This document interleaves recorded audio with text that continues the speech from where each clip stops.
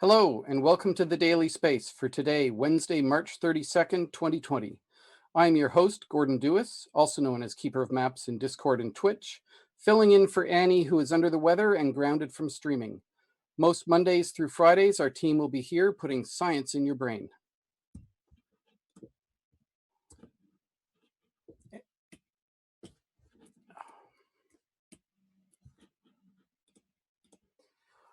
On Thursday, March 26th, a United Launch Alliance Atlas V rocket took off from Cape Canaveral, carrying the sixth Advanced Extremely High Frequency Satellite, AEHF 6. This marked the first launch for the U.S. Space Force, which came into being in December 2019. The AEHF constellation will provide jam-proof communications for the U.S. military. Built by Lockheed Martin, the six satellites will provide coverage from geostationary orbit. The Atlas V flew in a 551 configuration, meaning it had a 5-meter diameter fairing, 5 solid rocket motors, and 1 single engine on the upper stage Centaur.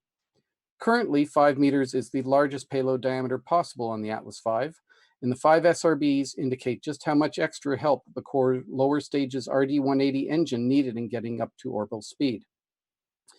The single-engine variant was needed for this mission as it had to light 3 separate times to place the satellite into its proper transfer orbit. However, a two-engine stage is also available for missions of shorter duration that need higher thrust burns, such as the Boeing Starliner crew capsule. Warning, rocket launches are loud. Transport to the pad. Stand engineer. Ready. Quality engineer. Ready. Optic manager. Ready. Relay safety officer. Ready. Anomaly chief. Ready. Stand engineer. Proceed with MLP transport to pad. Roger.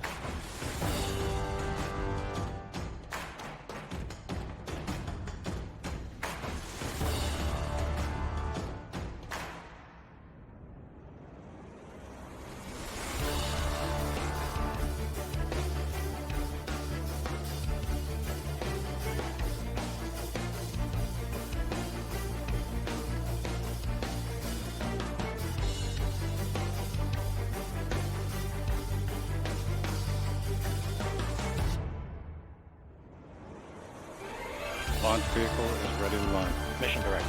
You have permission to launch. Status check. Go Atlas. Go Centaur.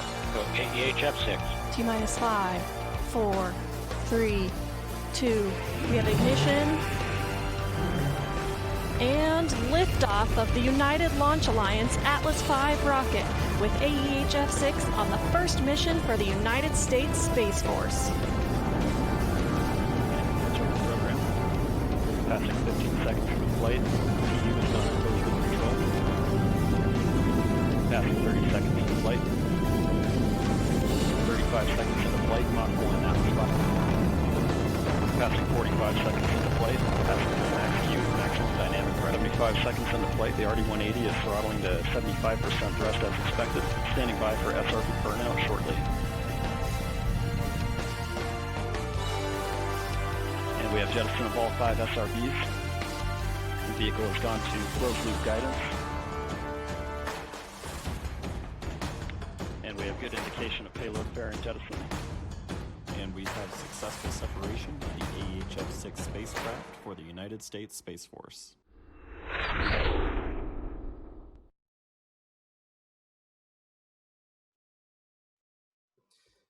Other than the AEHF-6 launch last week, there really hasn't been a lot of activity that we can report on. The coronavirus pandemic is causing organizations such as the European Space Agency to change the way that it conducts its operations. About a week ago, ESA announced that it was putting 4 of its science missions into a temporary standby mode to allow it to reduce the number of controllers needed at its operations center in Germany. The 4-satellite cluster space science mission in Earth orbit, the Solar Orbiter spacecraft, the ExoMars Trace Gas Orbiter, and the Mars Express Orbiter have all gone into a safe mode, suspending science operations. These missions are long-duration missions in stable orbits, so turning off their science instruments and placing them in safe mode should have a negligible impact on their overall missions. Cluster studies the Earth's magnetosphere, and it was launched in 2000. The Solar Orbiter, on the other hand, was launched in early February and is still in the phases of commissioning its instruments.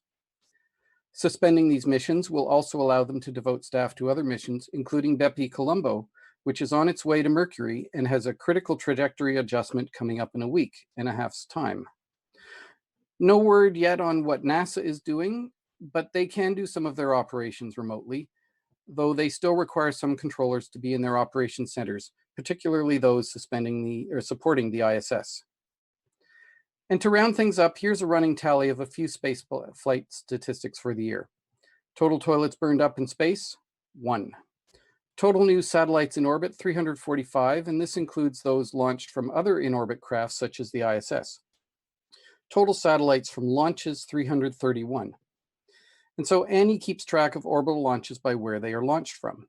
And so here's that breakdown, as you can see on this graph. Total 2020 successful launches, there were 22, with 3 failures so far. And broken down by country, the USA has 9 launches, China has 7, French Guiana has 2, Russia has 2, Kazakhstan has 2, and New Zealand, Japan, and Iran each have 1 launch attempt. And that rounds out our show for today. Thank you all for listening. Today's script was written by Dave Ballard and edited by me, Gordon Dewis. The Daily Space is produced by Susie Murph, and my studio production assistant today was Paranor, one of our Uber mods. This has been a production of the Planetary Science Institute, a 501c3 nonprofit dedicated to exploring our solar system and beyond. We're here thanks to the generous contributions of people like you. Want to become a supporter of the show? Check us out at patreon.com/CosmoQuest. And so let me scroll back through the chat and see if there are any questions. And if you want to put in questions that I might be able to answer, use a purple star, and that'll make it easier for me to follow.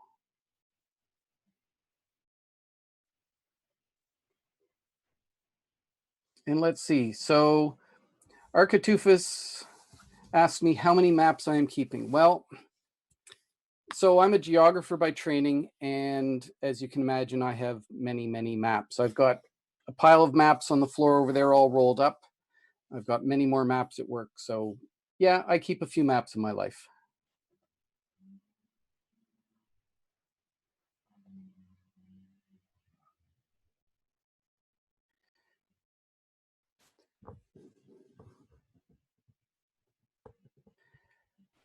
Well, can someone confirm the Fleet OneWeb sats will be deorbited gracefully? So news really on OneWeb right now, other than they recently filed for bankruptcy protection. My suspicion, and this is just my suspicion, is that right now the satellites on orbit are a great asset to somebody who is looking to buy a constellation that's pretty much ready to go. But generally speaking, all satellite operators are expected to have a controlled deorbit for their satellites at the end of mission. So we can hope that they will be deorbited gracefully. They will be deorbited gracefully at the end of their useful life.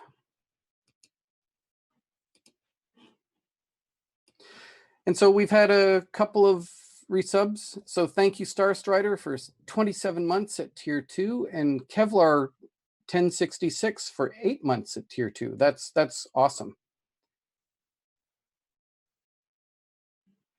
So I think if I don't see any more questions in the chat, so I think we're going to round this up. I want to again thank Paranor for being my studio assistant and making sure that all the plumbing and all that happens and happen properly.